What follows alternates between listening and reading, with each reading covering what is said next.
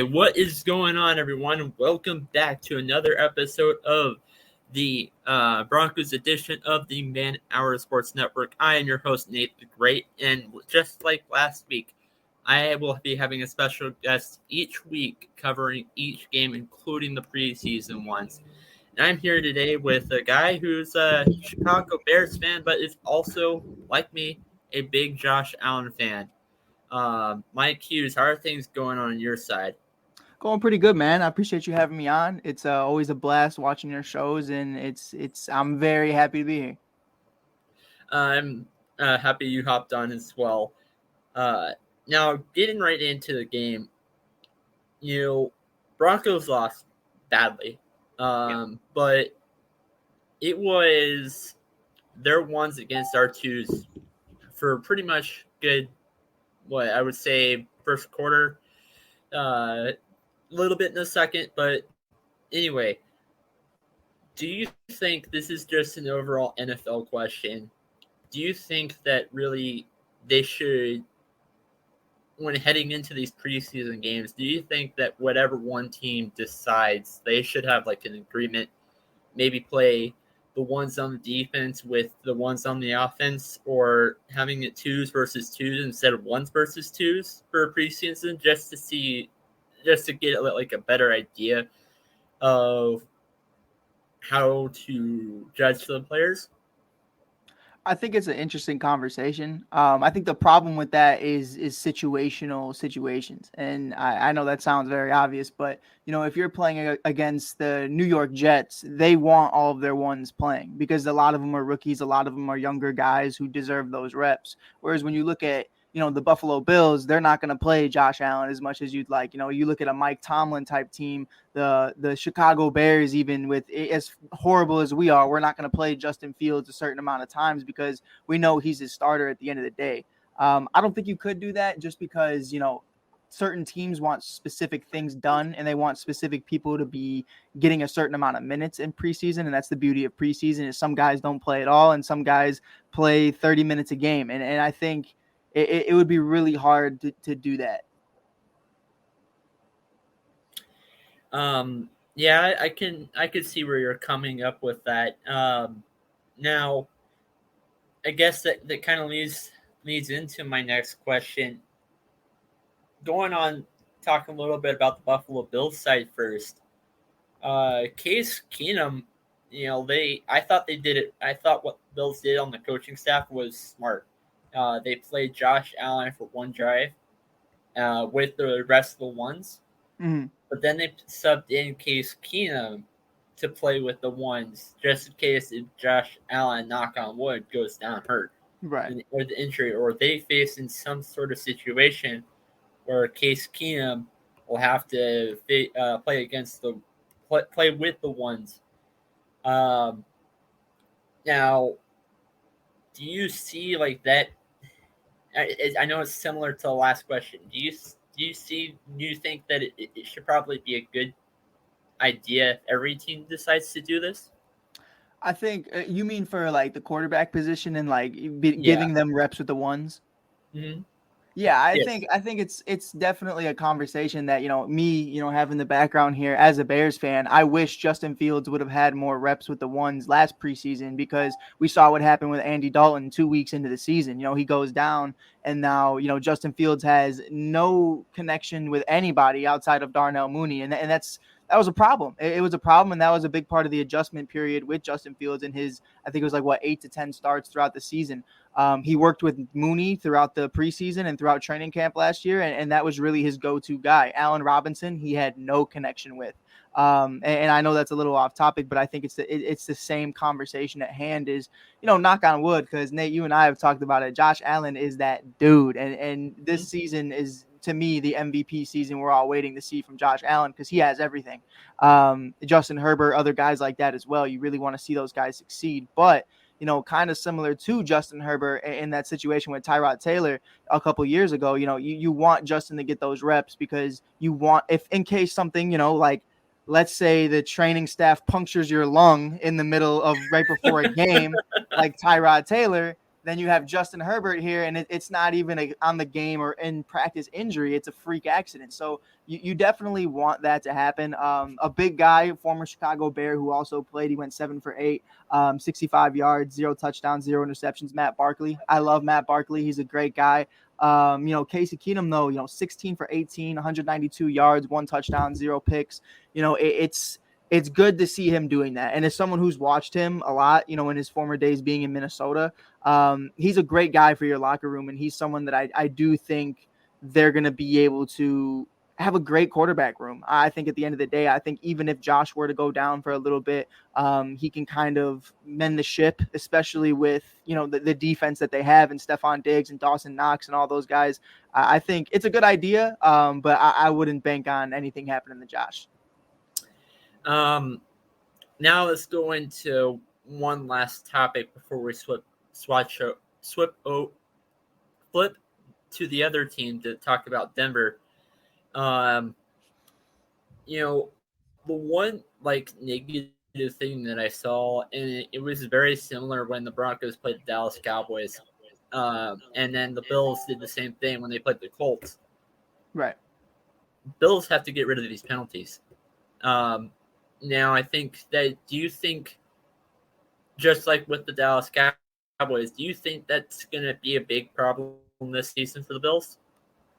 I think a big part of it is, who you have, just owning the ship, who's your captain. And I think, McDermott does an amazing job.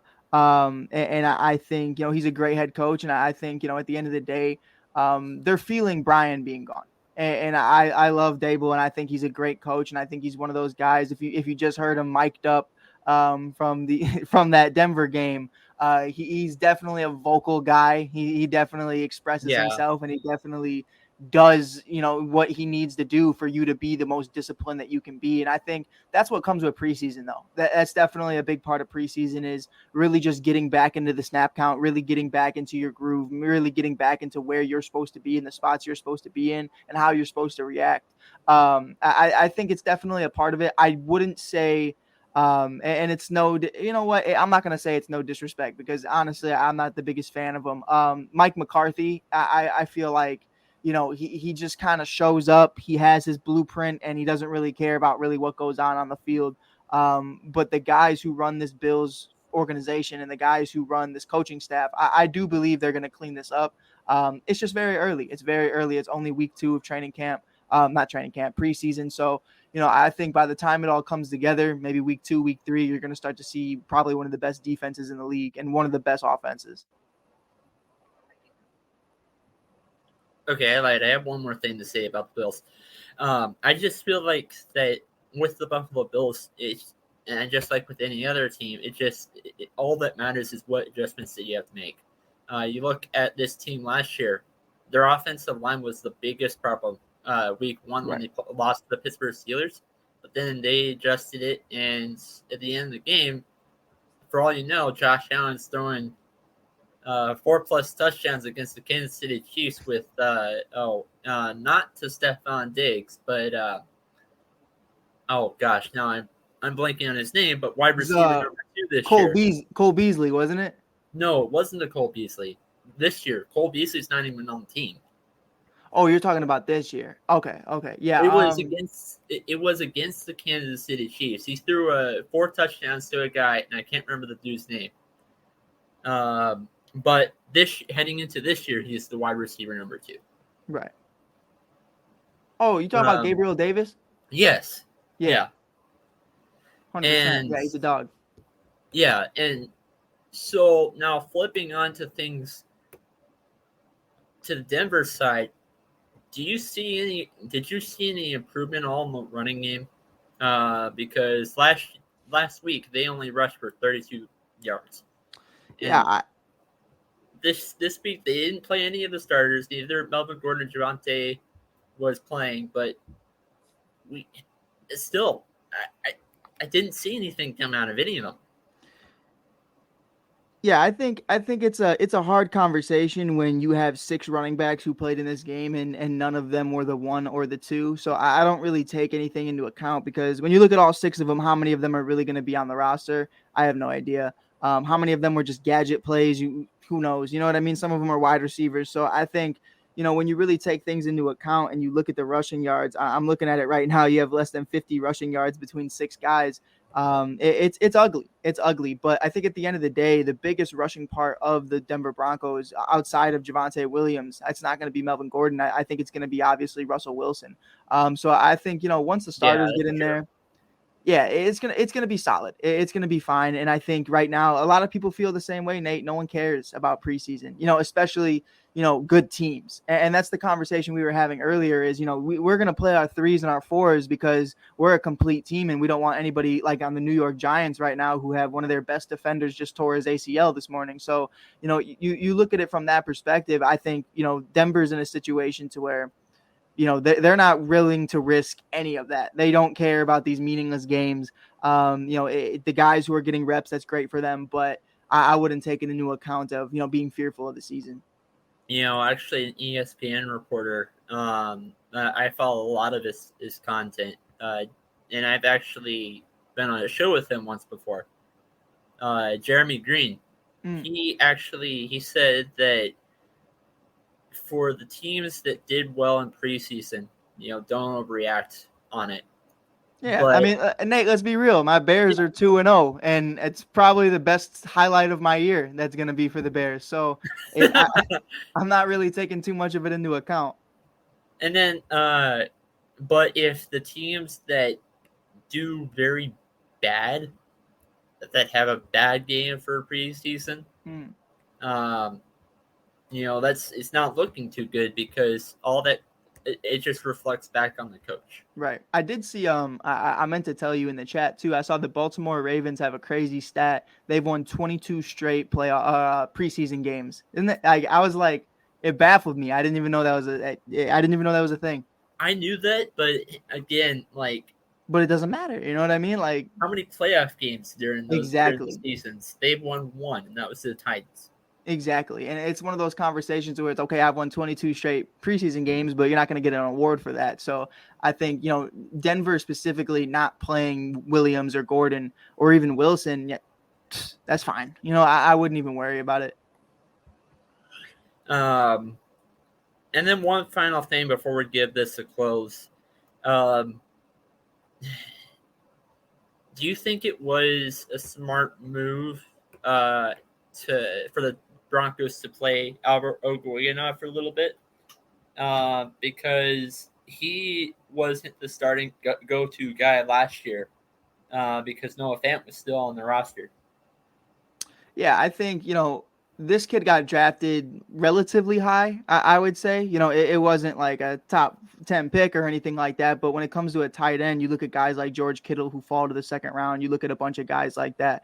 You want Albert to be acclimated into this offense. You want him to start getting reps. You want him to start understanding that, he is the tight end of the future at this moment. And there's not a lot of tape on Albert. That's one of my biggest criticisms of him, or at least with Vic Fangio, before he got fired. It was I didn't like the way they utilized him. And I understand that, your first year, second year tight ends aren't going to get the most reps. But, going into what is this for him, year 2 or year 3? This 3, I is think. yeah, year 3. This is make it or break it. I feel like for Albert to really show that, you don't have to be a Pro Bowl, all pro type tight end, but let's see some movement from you. And with Russell Wilson being there, he's played with guys like Greg Olsen and a bunch of other great tight ends. He should be able to get him the ball, especially with the separation Jerry Jeudy and guys can really create. So I think it's a good idea. Like I said, at the beginning, you want guys who haven't had the experience to play. And Albert's one of those guys who is always sitting behind Noah. So you want him to be not just a blocker. You want him to actually play tight end. Now I know we're kind of running behind a little bit. Sorry. But this I appreciate you having on. Anything that you wanted to give a quick shout out on before we give us a close? Yeah, man. Shout out ASAP. Shout out ASAP Network. Always mad love. Shout out Nate the Great. He does amazing stuff. And I appreciate you for having me on, man. All right. This has been another episode with Nate the Great on the Broncos edition of the Man Hour Sports Network. We'll see you next week with Chase to cover on the Minnesota Vikings.